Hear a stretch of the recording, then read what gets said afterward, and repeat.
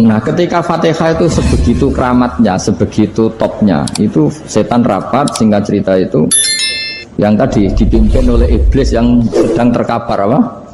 Terus kali obatnya nggak ada, cuma dia shock karena ada surat yang turun yang melafatkan itu pasti selamat dari apa?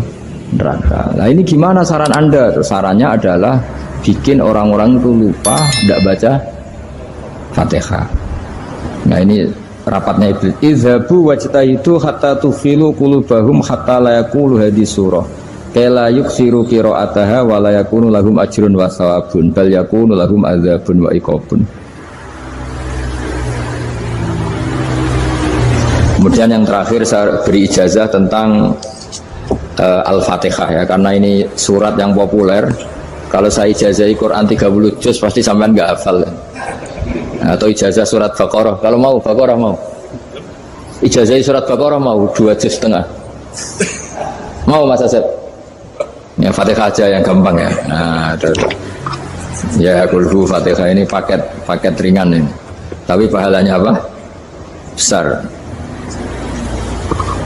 Ini beda ya, artinya selama ini mungkin Anda baca tapi monoton ya. Tapi ini saya bacakan teks aslinya tentang istilahnya itu mazaya itu kelebihannya Fatihah. Saya baca Arabnya dulu, nanti ini terakhir ijazah. Tadi kan saran-saran umum tentang sosial ya, pokoknya jadikan kebaikan itu punya nilai sosial yang baik lah. Jadi nanti orang yang nggak amanah nggak laku ya, calon bupati, gubernur, presiden yang nggak amanah juga nggak laku. Begitu juga kiai yang tidak amanah juga nggak laku, suami yang nggak amanah juga nggak laku, istri yang nggak amanah juga. Sehingga kebaikan ini jadi nilai sosial yang dalam tanda kutip sudah keniscayaan. Yang diinginkan Allah itu seperti itu, bukan kebaikan yang dipaksakan karena kekuatan negara. Maksudnya kalau bisa kebaikan itu tidak usah dipaksakan. Memang satu apa ya, sudah satu kebutuhan. Kayak cerita-cerita di negara maju itu, bahkan apapun jatuh itu nggak ada yang ngambil apa itu. Makanya gambarannya Mekah Medina kan gitu kan, barang jatuh nggak ada yang berani apa ngambil itu, saking sudah jadi sistem. Sehingga banyak negara di Eropa itu yang sampai nggak punya tentara, nggak punya polisi karena kebaikan itu sudah. Nah kita kan masih capek, polisinya aja capek, apalagi masyarakatnya, karena ya apa ya, kebaikan itu belum jadi nilai apa bersama. Nah kita selain ditopang negara, ada polisi, ada tentara, itu kita usahakan kebaikan itu jadi nilai apa bersama. Ya, tadi wa'tamiru bainakum bima'ruf. Dan kita punya reputasi yang bagus dalam bab ini. Saya masih ingat kecil saya itu yang jilbaban hanya keluarga kiai. Sekarang rata-rata masyarakat itu jilbaban. Dulu yang sekolah SMP, SMA itu jilbaban kadang dulu malah dilarang ya, harus sama seperti itu seragamnya. Sekarang sudah boleh dan nyaman. Lama-lama yang dapat simpatik ya yang pakai pakaian model tertutup seperti itu. Lama-lama gamane cara wong golek mantu ya golek yang seperti itu daripada yang blodor. Lama-lama jadi nilai bersama. Ya ingin saya seperti itulah. Di terminal juga sama. Orang mau makan cari warung yang kelihatan ada ayat kursinya, pakai jilbab, atau paling enggak dia enggak mungkin lah nyuguhkan yang tiren atau yang haram. Kan ada garansi sosial, ada apa? Ada garansi apa? Sosial dengan penampilan yang soleh itu kan, masa iya nyuguhkan oposan babi gitu misalnya itu. Jadi nilai sosial itu harus ya tadi harus benar-benar jadi nilai sehingga negara biar gak capek-capek. Polisi juga gak capek kan, karena tugasnya orang Jawa mau ngawat-ngawati tok, tapi sudah tidak perlu tegang karena kebaikan sudah jadi nilai apa bersama. Ya, ingat-ingat ya ayatnya tadi, wa'tamiru bainakum bima'ruf. Jadi kebaikan itu harus jadi nilai bersama. Iktimar itu menjadi urusan bersama. Makanya kalau kita rapat besar disebut apa? Muktamar. Muktamar itu urusan bersama. Tadi imamnya sholat juga menopang Gojek karena nggak lama-lama nopang Grab, nopang Kernet, nopang penjaga Indomaret, penjaga bensin, pom bensin. Nah dia hanya punya waktu 5 menit terus imamnya baca Baqarah kan. Iya imamnya mursyid, mungkin dia tambah lama tambah dapat aplaus dari muhibbinnya, tapi makmumnya Dia tambah lama dapat penghormatan dari pecintanya, tapi kitanya wah khusyuk wali kan, dia dapat status naik lah. Kita yang sudah tidak ikut jadi wali diganggu apa pekerjaannya. Kalau ada imam seperti itu sampai mufarokoh saja, niat ya Allah sampai sini saja, saya makmum orang itu, silakan orang itu punya urusan sendiri dengan jenengan, ya sudah, atau salib saja apa ya, itu boleh. Kalau dalam fikih namanya apa, mufarokoh. Mufarokoh itu niat. Tapi kamu jangan langsung selonong mufarokoh, niat dulu. Pamit sama Allah bahwa sekarang mau mufarokoh. Ya, tapi ya jadi sholat yang aneh kan, imamnya masih rukuk, kamu terus sujud, terus apa-apa selesai ya. Mungkin dalam pandangan itu orang lain ini maksudnya makmum gimana ini kok begini. Tapi sudahlah, Allah Maha tahu. Nah, insya Allah dimaklumi. Ya saya baca tentang Fatihah ya, karena sampean pasti sering baca Fatihah. Supaya apa sekaligus jadi jimat lah gitu. Jadi kalau kamu sering di jalan-jalan yang mungkin sepi, atau mungkin kan tidak semua teman Grab itu nasibnya bagus yang di Semarang Jogja, mungkin yang di Kalimantan, di Papua kan ada yang 10 kilo gak ketemu rumah, ya kan ya, lihat di TV itu kan kasihan kan, sudah 10 kilo gak ketemu rumah, penumpangnya kewekar preman tuh kan, ini makan orang enggak kan, udah kan ujiannya dua. Kalau penumpangnya cantik dia kecoba syahwat, kalau preman takut. Jadi orang itu selalu ujian itu. Sing sedengan itu kan jarang orang itu. Jadi kalau penumpangnya perempuan cantik ujiannya itu syahwat, kalau preman ujiannya ketakutan. Kalau orang yang lemah bawa uang ujiannya kamu ingin garong. Jadi hidup itu memang semuanya ujian. Liyabluwakum ayyukum ahsanu amala. Makanya saya sering ditanya oleh teman-teman, Gus, nah ujiannya kenal wong wedok elek piye? Sama, kenal wong ayu ujiannya syahwat, kenal wong elek ujiannya ngenyek, itu sama-sama dosa. Syahwat ya dosa, ngenyek juga dosa. Wah elek keriting untune metu ya dosa, ngomong gitu. Kadang-kadang orang berpikir enak kancanan wong elek gak dosa. Kata siapa? Kancanan wong elek itu ya dosa, karena bawaannya ngenyek. Ngenyek itu menyepelekan itu. Makanya saya itu ya gak mau berteman sampean. Nanti kan bawaannya ngenyek atau seneng ya tidak tahu. Ya sudah, ada takdir saja, kalau ketemu ya tak ulang ngaji gitu. Tapi ini ngaji terakhir, setelah ini ngaji biasa aja, tidak usah resmi gini. Ngaji kok resmi aneh. Pokoknya nanti suatu saat kalau pandemi sudah berlalu, saya akan ngaji Rebona. Lalu ini ngaji. Ini ngaji yang kurang bagus karena ngatur kiai kurang berkah ini. Nanti tapi ya lumayan lah, masih mau ngaji. Ngaji kok tanggal ini jam ini. Sekarang suatu saat kamu tak panggil, Mas Wahyu datang ke sini jam ini, tidak mesti bisa. Mungkin pas ada acara apa, oh maaf ke sini pas ngecek kan pas apa. Gitu. Jadi ya sudah, tapi tak maafkan, enggak apa-apa. Takdir ya. Tak bacakan supaya sampean tahu keramatnya Bismillah. Nah sebelum saya bacakan Bismillah Fatihah, tak beritahu tentang ilmu tafsirnya karena ini penting sekali. Fatihah itu dawuhnya Allah, tentu itu dawuhnya Allah. Saya ulang lagi, itu kalamullah. Tapi yang sudah diberikan kesampaian ke kita semua, sehingga seakan-akan itu menjadi dawuhnya kita ke Allah. Jangan salah loh ya, Fatihah itu dawuh Allah, tapi sudah diberikan ke kita, sehingga posisi kita itu yang punya itu. Nah kenapa ini perlu dijelaskan? Karena nanti ada kalimat iyyaka na'budu wa iyyaka nasta'in. Kalau itu masih kalam Allah, berarti Allah ngomong ke kamu, ngendikan ke kamu, kepadamu aku menyembah. Masa Allah menyembah kamu?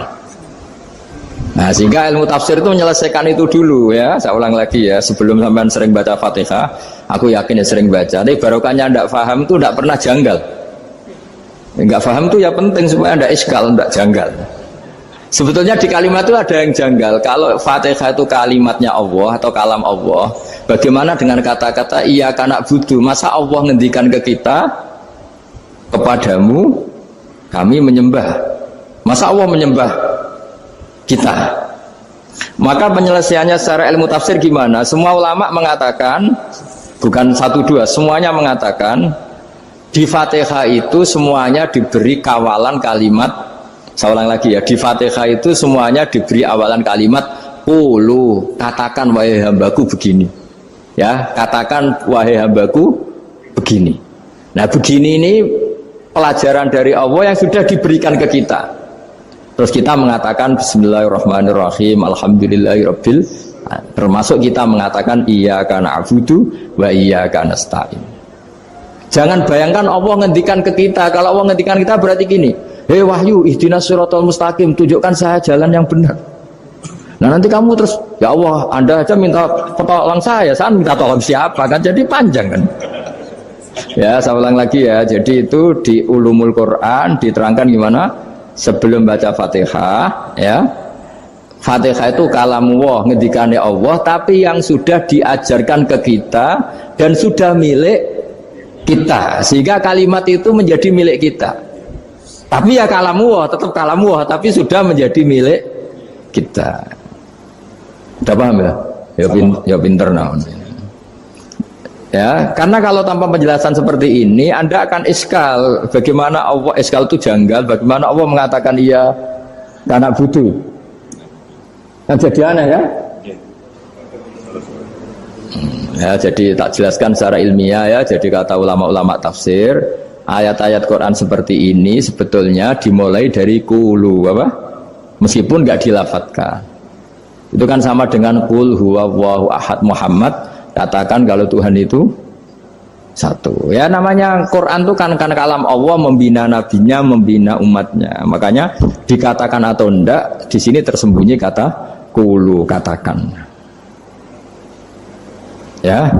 Jadi ya ibarat apa itu? Kamu ngajari anak kamu lah. Panggil jenengan bapak kula. Itu maksudnya anak itu, kalimat itu kalimat kamu, tapi kamu ajarkan ke anak kamu. Terus anak kamu bilang, Pak jenengan bapak kulo. Nah, ketika kamu mengatakan jenengan, bukan kamu mengatakan jenengan anakku, berarti anakmu itu bapakmu, kan lucu kan? Anak kamu ajari jenengan bapak kulo, engkau bapak saya. Terus anak kamu mengulang jenengan atau kamu bapak saya. Berarti itu kalimat yang kamu ajarkan, tapi sekarang sudah milik anak kamu. Kalau itu kalimat kamu kan lucu, masa anak kamu bilang bapak. Nah itu seperti itu. Jadi ulama memberi solusi atau jawaban iya karena abudu. Iya itu sebelumnya ada kata-kata qulu, katakan wahai hambaku, hubungan kamu dengan saya adalah katakan iya karena abudu wa iya karena nasta'in. Terus hubungan kamu dengan saya katakan juga dalam doamu ihdinas siratal mustaqim. Jelas ya, jadi itu kalam Allah yang sudah milik kita karena diajarkan Allah untuk kita. Dong ya? Ya sudah dong ya, gak jelas ya. Tapi bagus, gak jelas itu bagus. Kalau kamu jelas gak jadi dikrem, jadi gubernur. Min azimi fadliha kasratu asma'iha wa fadail ukhra. Ini cerita dramatisnya surat Al-Fatihah. Qala Abu Hurairah radhiyallahu anhu inna iblisa ranna khina unsitat Al-Fatihah. Jadi iblis itu begitu kesakitan. Ini kitab Abu Abul Farad karangannya Syed Muhammad Alawi, juga kutipan dari beberapa kitab. Yang jelas beliau sendiri juga ngutip dari beberapa riwayat di beberapa hadis. Halaman 123. Ketika Fatihah turun itu iblis kesakitan. Kayak orang sakit gigi lah, tersiksa sisanya karena turunnya surat apa? Al-Fatihah. Artinya kalau Anda baca Fatihah dijiwai, maka Anda melemahkan setan, melemahkan iblis. Wa qala Mujahid, khina unzilat Fatihatul kitab ronna fastama indahu asyayatin. Jadi ketika Fatihah itu turun, iblis itu terkapar lah kira-kira. Sampai dijenguk banyak setan. Jadi kemana di ICU lah kira-kira gitu kalau sekarang itu. Entah COVID entah enggak tahu. Pokoknya di ICU sampai dijenguk banyak setan. Enggak tahu bawa apa enggak tahu. Pokoknya dijenguk banyak setan. Ono yang nyangoni karena ini apa? Ketuanya apa? Pingsan, sakit. Jadi iblis itu sakit sampai dijenguk anak buahnya setan-setan. Ya, semoga kalian semua tidak kenal setan. Kalau kenal berarti teman, apa? Wa qalu misla dzalik. Wa qala lahum laisa mimma taquluna syai'un walakin unzilat suratun laisa ajru qailiha illa an harramallahu alaihi nar jahannam. Saya ini bukan sakit fisik kata iblis. Kamu tidak usah jenguk saya, datangkan dokter terbaik, tidak usah. Saya ini tidak sakit fisik. Saya ini sakit karena ada surat yang diturunkan, yang pahala yang melafatkan surat itu pasti selamat dari neraka. Padahal misi terbesar saya ini supaya manusia masuk neraka. Sekarang punya tamengnya. Wah pusing kan? Ya seperti orang lah, goda sampean ternyata sampean setia, itu kan pusing. Nah ternyata tidak setia, itu yang akhirnya ribet kan itu. Jadi iblis itu cita-cita terbesarnya kan semua orang itu masuk neraka. Nah sekarang turun satu surat yang gara-gara surat itu siapapun yang baca dijamin selamat dari neraka. Jadi walakin unzilat suratun laisa ajru qailiha illa an harramallahu alaihi nar jahannam. Karena jadi dia shock lah, kalau orang di Jawa itu bilang shock. Aduh sial nasib saya ini umat nggak bisa saya goda lagi karena punya tamengnya tadi punya. Qadba tolakai dukum mamakrukum. Rekayasa kalian sekarang itu tidak ada gunanya semua. Nah, ini alhamdulillah di Indonesia kelihatan kan banyak yang miskin, banyak yang susah. Tapi selagi mereka masih sholat, itu keinginan mencari halal itu masih tinggi. Kayak apa kita di tengah kota, jauh dari anak istri, jauh dari tetangga. Biasanya kalau orang jauh dari anak istri, tetangga kan sakar pede. Tapi yang soleh masih banyak, sudah jauh dari keluarga tetap lurus. Loh, kalau yang dekat lurus kan wajar, konangan wong akeh kan. Ini sudah jauh masih lurus. Nah ini nggak lepas dari barokahnya surat apa? Surat Fatihah tadi. Jadi karena ada surat yang menjamin pelafalnya atau qailiha terbebas dari api neraka. Wa qalat as-sayatinu lahu is ayyusai'an ta'muruna ya maulana. Faqala lahum idhabu wajtahidu hatta tukhfilu qulubahum hatta la yaqulu hadhihi surah. Lalu kita gimana? Jari para setan begitu. Lalu kita gimana? Terus kata iblis, sudah bikin mereka lupa sehingga tidak baca lagi. Selagi masih baca kita pasti keok. Jadi kalau sampean sudah jarang baca Fatihah itu berarti sudah bagian dari kemenangan apa? Iblis. Jadi kalau sampean sudah jarang baca Fatihah itu berarti bagian dari kekalahan Anda, kemenangan iblis. Masih sering baca? Berapa kali? 5 kali sholat. Terus apa lagi? Ya, kalau ngajarin itu juga saya itu juga. Kok 5 sekali tok itu? Berarti pas sholat fardu tok itu? Enggak 5 kali itu mendingan itu 17. Kamu itu ngitungnya jangan 5 ini. 5 waktu saja. 5 waktu itu berarti lumayan kan? Berapa? 17 ya? Iya. 17 ya? Ya 17, tapi kalau makmum tuh sering separuh kan, apalagi makmum terawih. Ya kan? Makmum terawih itu bacanya Fatihah ada yang sempurna enggak ya? Ya enggak lah. Baru alhamdulillah rabbil alamin mampu ikut ruko kan gitu. Makmum kan yang terawih lah Mas. Kalau terawih jarang sempurna ya. Fatihahnya itu. Kan imam sudah ruko, kamu bacanya Fatihah sampai mana tuh? Baru setengah ya. Ya paling pas raweh aja kan tidak sempurna ya. Apalagi kalau imamnya sing kilat tuh, waduh malah. Nah ketika Fatihah itu sebegitu keramatnya, sebegitu topnya, itu setan rapat singkat cerita itu yang tadi dipimpin oleh iblis yang sedang terkapar apa? Terus tadi obatnya nggak ada, cuma dia shock karena ada surat yang turun yang melafatkan itu pasti selamat dari apa? Neraka. Nah ini gimana saran Anda? Terus sarannya adalah bikin orang-orang itu lupa, tidak baca Fatihah. Nah ini rapatnya iblis. Izhabu wajtahidu hatta tufilu qulubahum hatta la yaqulu hadhihi surah. Kala yuksiru qira'ataha wa la yakunu lahum ajrun wa thawabun bal yakunu lahum adzabun wa iqabun.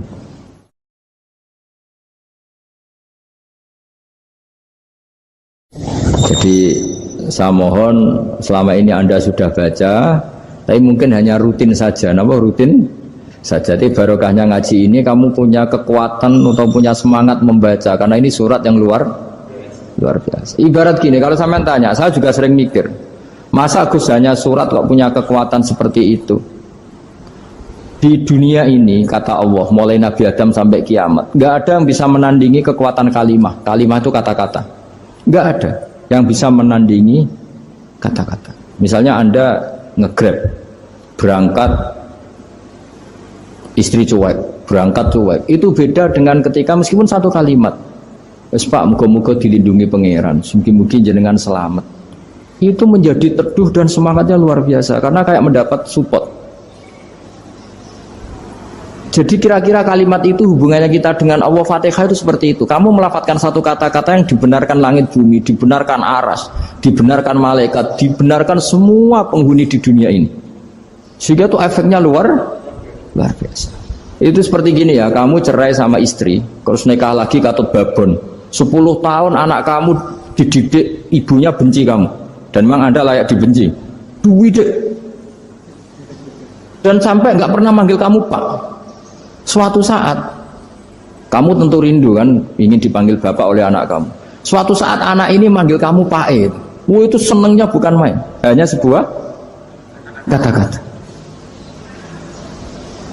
Makanya kadang-kadang orang itu tanya sama kiai, ijazah lafadz ini gunanya apa sih?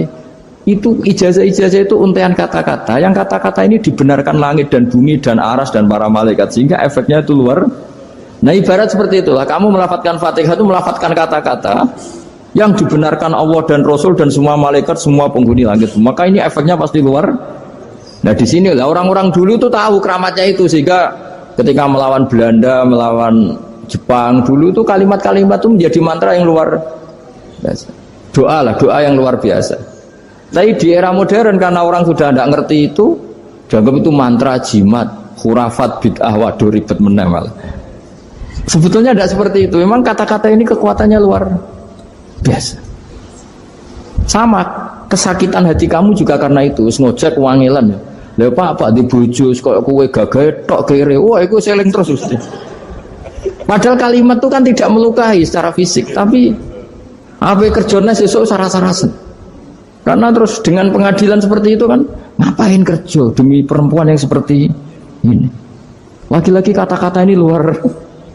Nah bayangkan kalau kata-kata itu adalah kalimat yang diajarkan Allah lewat Rasulnya, lewat malaikat Jibril. Kayak apa kekuatannya itu? Nah kira-kira Fatihah itu gitu. Kalimat yang baik, kalimat thayyibah diajarkan oleh Allah dan Rasul, kayak apa kira-kira kekuatannya? Pasti luar biasa. Wong support yang dikatakan istri kita, anak kita aja luar biasa, apalagi ini support yang diajarkan Allah dan Rasul. Ya makanya saya mohon kalau baca Fatihah, baca kalimat-kalimat thayyibah ketika sholat itu dijiwai. Ya misalnya Rabbana lakal hamdu mil'us samawati wa mil'ul ardi wa mil'u ma syi'ta min syai'im.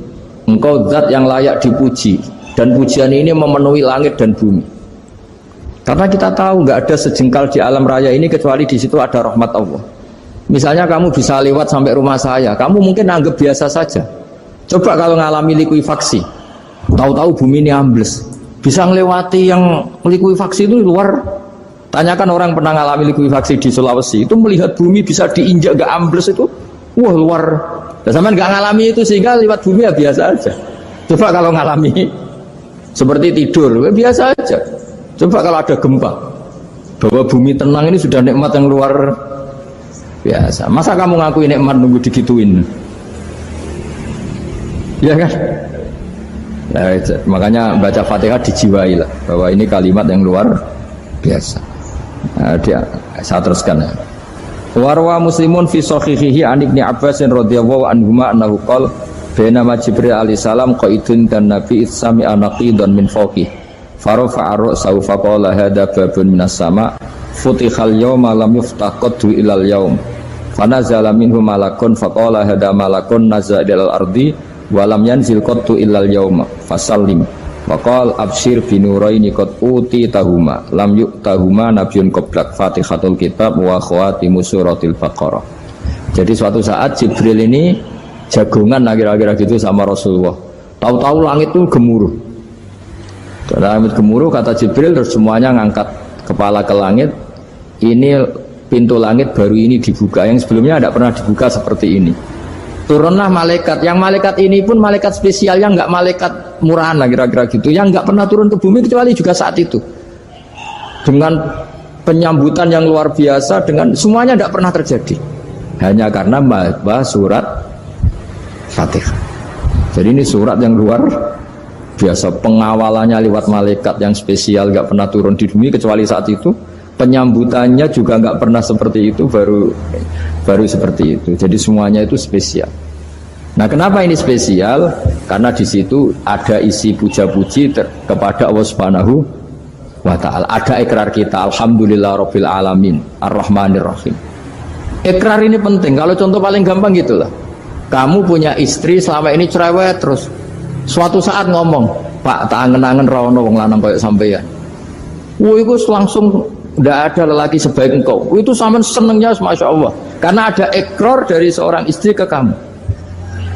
Nah bayangkan kalau ikrar kita sebagai hamba diakui oleh Allah Subhanahu, maka ikrar ini akan dicatat sebagai kebaikan kita yang kita panen nanti di akhirat. Karena ada ikrar, kita ikrar bahwa alhamdulillah rabbil alamin, kita ikrar ar-rahmanir rahim, kita ikrar maliki yaumiddin, kita ikrar iyyaka na'budu wa iyyaka nasta'in. Sampean misalnya jadi orang Indonesia, ketemu orang Indonesia yang makmur di Jerman, terus lupa Indonesia. Kamu orang Indonesia? Enggak, saya enggak orang Indonesia. Mangkel gak kira-kira? Mangkel. Karena salah ikrar kan gitu. Ya, jadi saya mohon jangan anggap kalimat itu hal yang biasa, tapi luar biasa. Nggih, ngoten mawon. Assalamualaikum warahmatullahi wabarakatuh.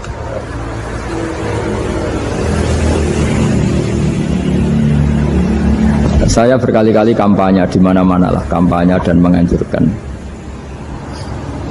Di antara catatan dalam Suhufi Ibrahim wa Musa kan ada kan di Quran itu yang dinamakan lampiran-lampiran wasiatnya Nabi Ibrahim dan Nabi apa? Musa. Itu di antara catatannya begini. Orang yang punya akal itu adalah orang yang bisa menikmati sesuatu yang baik.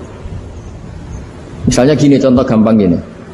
Kamu punya anak pertama atau punya anak yang masih kecil, itu gendong tuh senangnya bukan main, melihat anak sehat tuh senangnya bukan main. Mungkin saat itu banyak orang yang sedang maksiat dengan perempuan nakal atau dengan teman-teman nakalnya, yang nganggap seperti itu tidak nikmat. Tapi andekan ini ditimbang ya ditimbang. Yang maksiat tulan misalnya paling ukuran bahagianya itu 70%.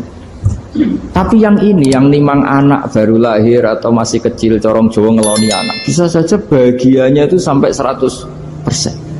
Artinya selama ini kesalahan kita adalah nganggap maksiat itu pasti menyenangkan dan taat itu tidak menyenangkan. Makanya saya berkali-kali fatwa, untuk melawan kenikmatan maksiat, orang harus terbiasa menikmati taat, menikmati kebaikan. Jangan kira kita nimang istri nikmat, nimang anak nikmat, ketemu teman yang lama tidak ketemu juga nikmat. Artinya kita akan melewati berjam-jam untuk jagungan sama teman, sama anak, sama istri.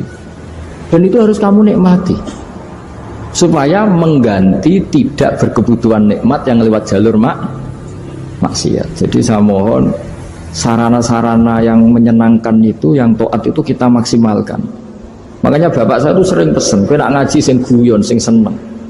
Nganti wong maksiat itu karena cari kesenangan. Coba kalau kesenangan itu sudah didapatkan saat taat, maka tidak butuh lagi kesenangan yang berbentuk maksiat. Makanya orang-orang wali dulu kalau sudah sholat itu gak bisa berhenti karena merasa nikmat. Makanya Nabi pernah ngendikan wa qurratu aini fi sholat, nyaman saya itu kalau sedang sholat. Sekarang ditagih kan, nah zaman rukun kan gak ditagih, nah istukaran kan di. Terus kita jadi kiai bingung. Jare sing ngutangi kon 7 juta, mergo pedet dihitung. Jare sing utang murian mau 3.000, Gus. 3.000 untuk pentol, siomay. Oh, kata pantan teng ngarep kula. Sing utang seneng 3.000, sing utangi seneng 7 juta. Lah saiki bareng, ya nak ngono sawur pedet ta mending ngono. Pedet apa, Gus? Sisi tok milih pedet limusin. Sisi tok milih pedet biasa, dhisik pedet biasa. Lah ya pedetku biasa iku cara nak mbok utang wis anak putu.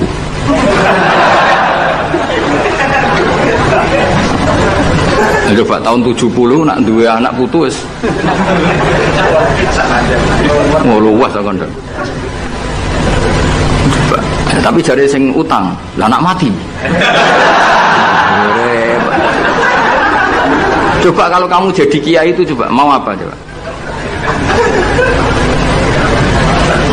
Mulane wong dadi kiai iku berat-berat itu. Ora berat nih, konsultan hukum itu sampean jadi pengacara, menang ra menang nak sing kelas Jakarta itu 1 miliar. Nak kelas kabupaten jadi 5 juta. Dadi kiai gak salam templek 20.000 taruhane swarga neraka. Wong desa paling salam templek 50.000 20.000. Takokane nak dijawab kliru swarga. Mane kula anggere dalu sing rayu pangeran Gusti wis pantese kula mlebu swarga.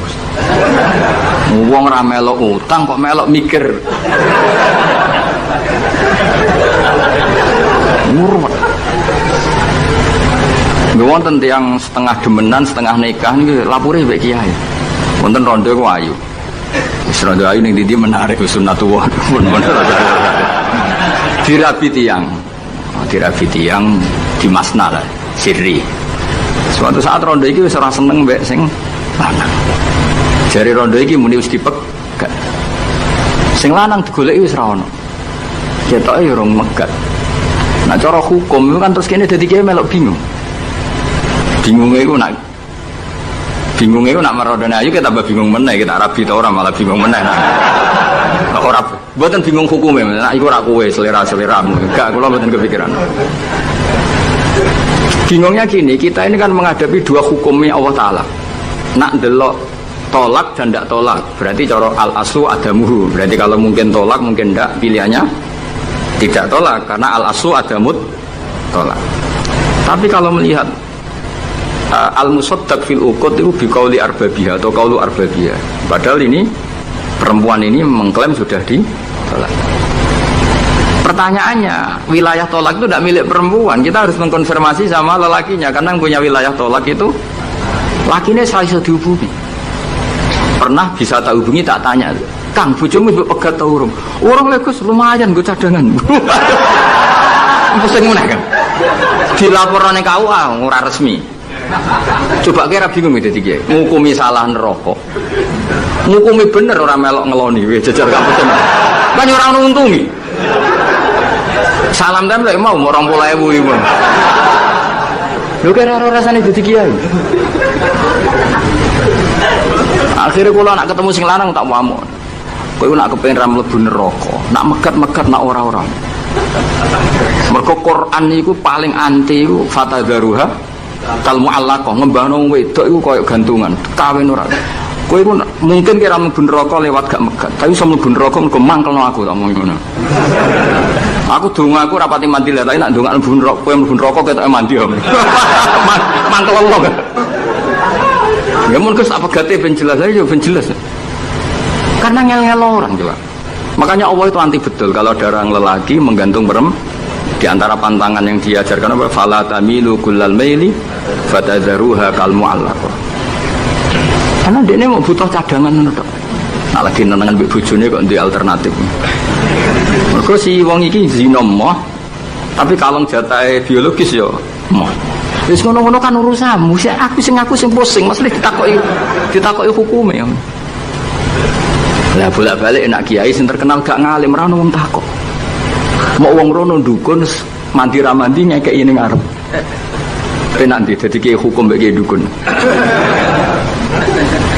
Kiai dukun kan mandi ra mandi mukadimah segula 2 kilo. Nak mandi ditambahi, nak ra mandi gak ditarik. Aman kan? Nak kiai hukum ora. Ngomong halal haram wis repot. Nak salah neraka. Bener 20.000. Ruwe padahal. Nane kula sering rayu pangeran Gusti kula niku pantese mlebu swarga. Salah kula kata Allah pokoke pantese mlebu swarga. Jadi mboten urusan GR mboten jenengan pantese ulama mlebu swarga. Yo repot. Kemudian urusan kawin, riba. Karena kita ngadepi hukum sing rubahnya itu Masya Allah. Ya kayak tadi misalnya kue anut uang itu tidak turun. Nah, darani goblok. Wong gladak kula yang sekarang dinyang wong 200 juta sekarang itu dulu buyut saya kata ibu tukune mau 700 rupiah. Karena uang dulu kan ono sen, di bawah sen ada lagi, di bawahnya lagi ada lagi. Jadi 700 rupiah itu. Nah saiki misalnya gladakku tak dol 700 rupiah. Iku nggo tuku genteng tok ya ora cukup. Makanya kita ini jadi bingung kan kalau ngukumi utang piutang di masa lalu itu dikrus pakai apa? Ada ulama yang mengatakan dikrus pakai emas. 700 rupiah zaman itu kalau digramkan dapat berapa gram? Ya memang itu paling gampang. Sampai sekarang ya kita pun seperti itu. Misalnya Makanya untungnya pangeran itu luar biasa ya. Perangkat itu tetap ditetapkan sama Allah. Misalnya gini, ada orang konflik utang piutang di depan saya. Tak takoki pedet zaman itu regine pinten, Mbah? Zaman itu 700 Gus atau 3.000. Ya sudah kita tanya di apa itu? Di apa sajalah tanya yang ahli-ahli emas itu tahu. Zaman itu 700 rupiah atau 3.000 dapat emas sekian gram. Mau tidak? Jadi Allah itu menyediakan perangkatnya. Galah kalau nu kathah kanca akrab sing bakul emas.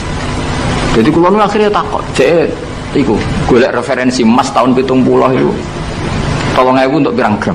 Ternyata ya untuk wakeh. Karena polanya sama, napa? Emas itu kan sama terus sampai ila yaumil kiamat. Makanya bank di dunia pun, World Bank maupun BI sampai sekarang acuannya tetap harga emas. Itu Allah Subhanahu wa taala. Allah itu zat sing maha pinter. Jadi nilai dolar, nilai rupiah gak stabil, tapi harga emas tetap stabil.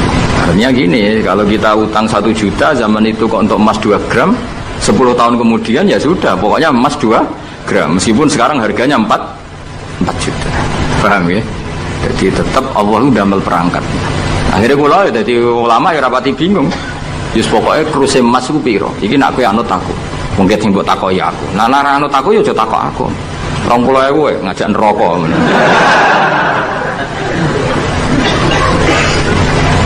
Ya, maksudnya ini masih ngaji ini mboten. Nah, mulane akhir ayat sing turun ku ayat den be ayat riba. Goden ya mari riba iku ya mergo den. Saiki sing utang iku ora masyarakat tok, kiai sak santri-santri yo tukang. Mulane BPKB ini udah pinter-pinter. Nak sekolah udah suwi ya? Apa sih dulu? Ada nggak orang punya motor BPKB-nya di rumah? Ada 10% sak kampungmu.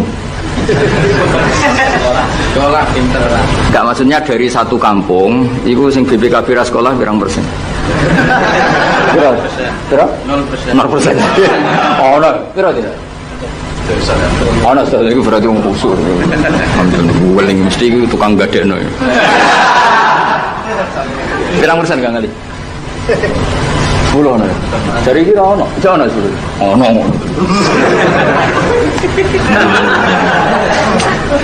Saya Piro pirang persen ya? Semua tok. Kalau sertifikat tanah akeh ndi? Maksudnya lebih akeh sekolah ya apa akeh ning omahe? Oh, berarti nak motor mobil akeh sing sekolah. Nah,